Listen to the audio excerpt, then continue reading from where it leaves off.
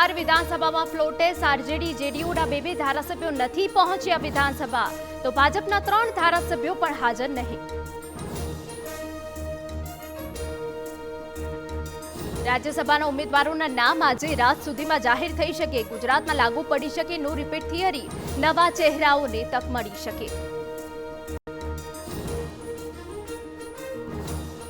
લોકસભા ચૂંટણી પહેલા દિલ્હીમાં ભાજપની બેઠક. રાષ્ટ્રીય પદાધિકારી હાજર રહેશે. રાજ્યની વર્તમાન તથા રાજકીય સ્થિતિ પર રજૂ કરવો પડશે રિપોર્ટ.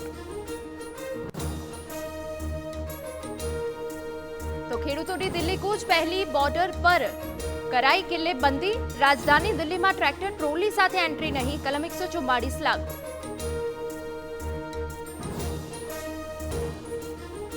દેશમાં 1 લાખ યુવાનોને પીએમ મોદી દ્વારા નિમણૂક પત્ર એનાયત. ગુજરાતમાં 200 યુવાનોને રોજગાર. આઈટી, સી, જીએસટી વિભાગમાં નિમણૂક.